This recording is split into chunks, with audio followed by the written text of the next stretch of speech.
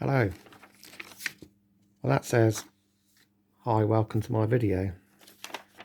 But, duh, I didn't think about the reverse. When you film something or photograph some writing, somehow the camera reverses it. I don't know how that works. There's probably some option to change that. But anyway, I'm here to talk about my experience of burnout. I'm newly identified in terms of being autistic and ADHD. Yeah, I've known that for a long time, really. Although, again, it's still the identity process and awaiting the full diagnosis. But I've got a guest with me again. He's featured in a few of my videos. Say hello, Ted. Hello. That's my talking Ted. TED Talks. You've heard of it. This is TED Talks. He may decide to interrupt during the video. I don't know. We'll have to see. So got a new feature as well, the juggling ball. There's two more to go with this, but I shan't attempt to juggle on camera right at the moment. So anyway, yeah, what is autistic burnout?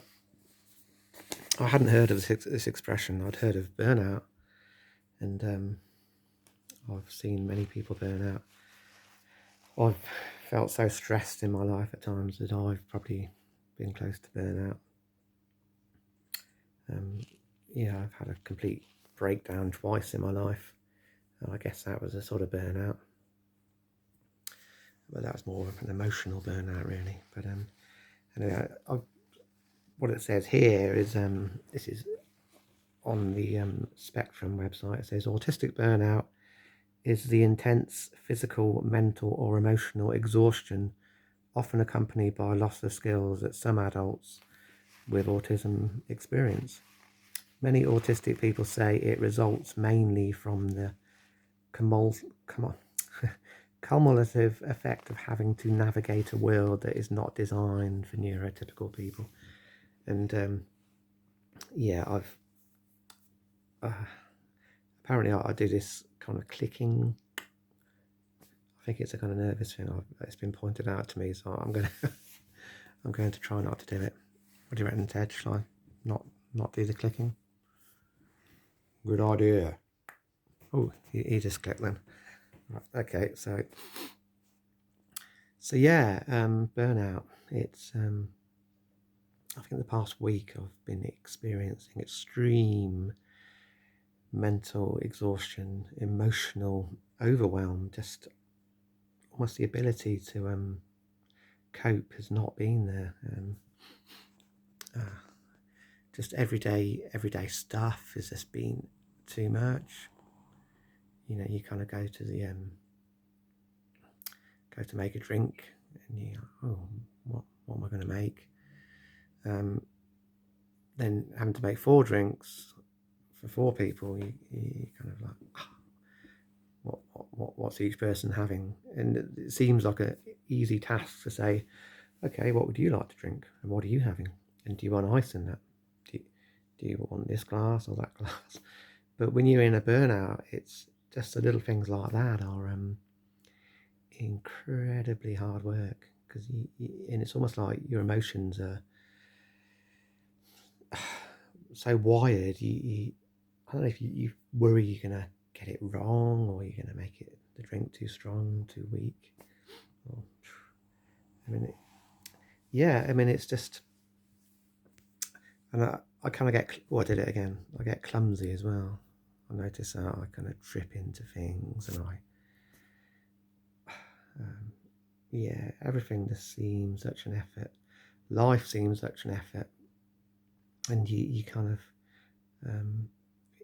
you can question what it's all about, or what's the point of it all. Conversations, you can. I have this thing with a conversation. I kind of think, when you're in a conversation with someone, a lot is discussed, and it's then afterwards, do you play back the conversation? Do you refer to it? What's changed by having that conversation? I mean, what's the purpose of the conversation? Has it kind of and it's like it's overthinking. I mean, everyone talks, everyone has a conversation, unless you mute, of course, and then you have to use sign language. Like Ted, he's actually mute, but he does talk from time to time. Yes, that's true. But I have to talk for him because he can't talk. Now, in all seriousness, I really don't think this bear is alive. Just before anyone kind of thinks I'm completely cuckoo, it really is just for it's for fun. It's just part of the video. It's just my thing. Okay, just bear with me. Bear with me. Okay. So anyway, yeah, burnout. I've been really struggling with it. Really, just like trying to get through it. And the other day, it's like my car kind of something went wrong with my car. I put too much oil in the car, and so I had to go to the garage, and they're kind of having to deal with the fact that I put too much oil in. And I went to the garage, and I said, look, this has happened. Car was smoking. I topped it up with oil, and you'd have thought that they would have said, okay, maybe you've got too much oil in.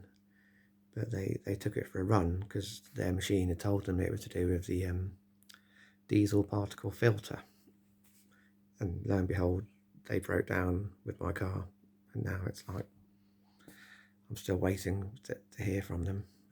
They've got it on the back of a truck, and they're telling me they're probably going to have to drain the oil out.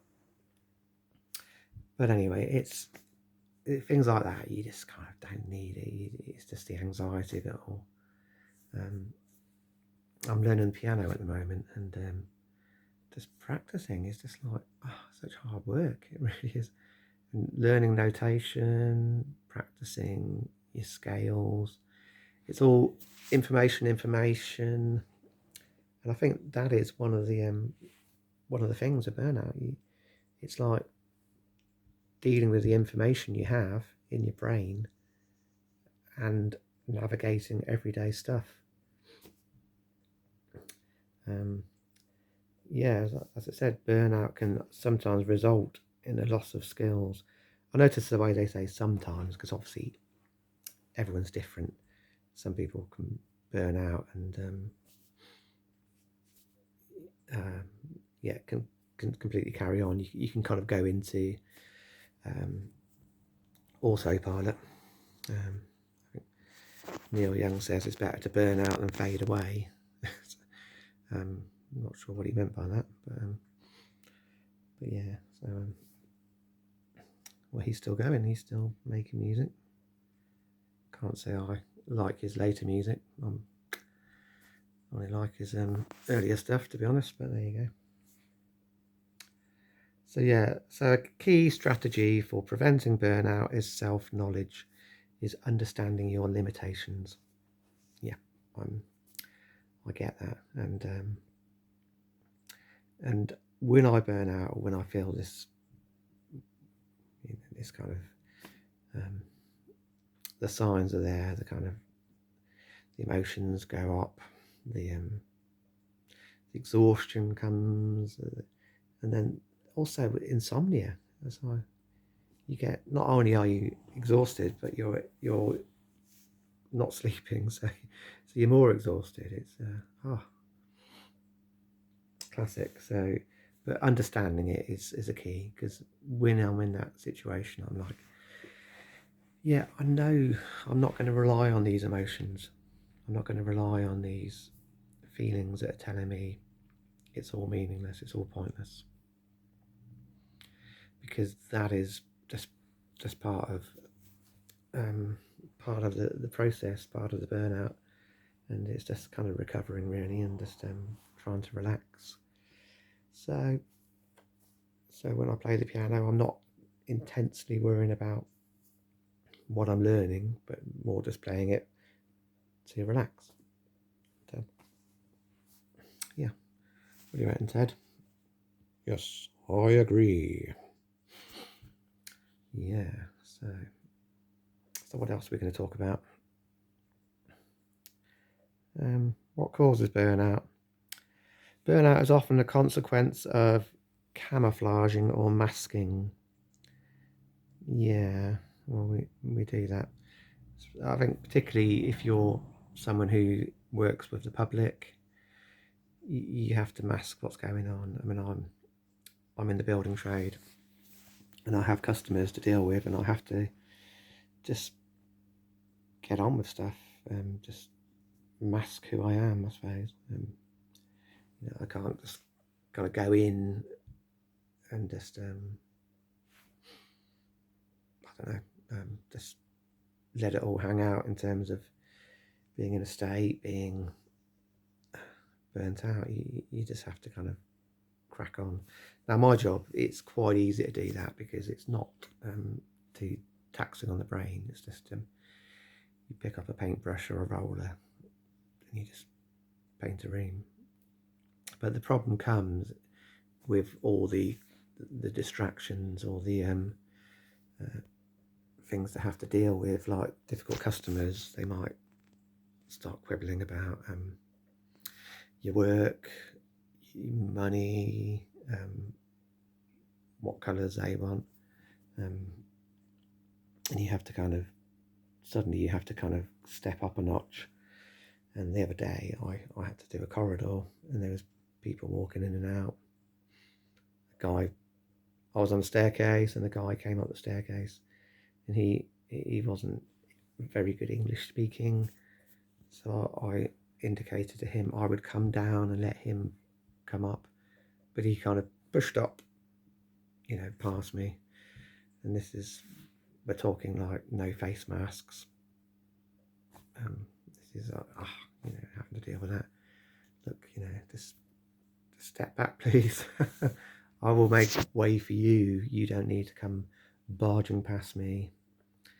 And someone else was doing some work in the same corridor as me. And all this was kind of causing me the stress levels were rising and rising and rising. And then they chose to paint, which I wouldn't have chosen. It was difficult to work with.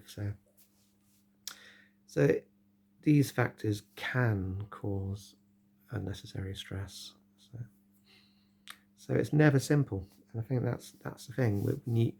When your executive functioning is challenged, you can burn out quicker than others. You can sort of hit crisis point sooner. So yeah, is it possible to prevent burnout? A key strategy. Oh yeah, we've done that. It's self-knowledge. And yeah, certainly autistic people can learn over time which situations are most likely to trigger burnout for them. They can also watch for signs. Now for me, sometimes I just have to kind of take myself off and be on my own for a while. Just kind of learn to relax, learn to unwind, just not try and kind of fit the square peg into a round hole, because that's what it is really. I think it's the fact that this world isn't designed for neurodiversity, but it is geared for neurotypicals. And it's so we have to navigate normal everyday life with a kind of with our angle on things, our slant, and that can cause burnout. That can cause stress and grief. Anything to add there, Ted? Well, I don't know actually what to think of that, but I'm sure you're well researched, and I'm sure it's correct what you're saying. There you go. That's he's very agreeable today. I mean, some days he might disagree with me, but today, no. Yes. Okay, so we've got to 15 minutes. I'm gonna try and keep my videos to 15-minute slots. That way I won't burn out. That way you won't get bored. And thanks for watching. Tune in next time. And you can always like and subscribe. Bye.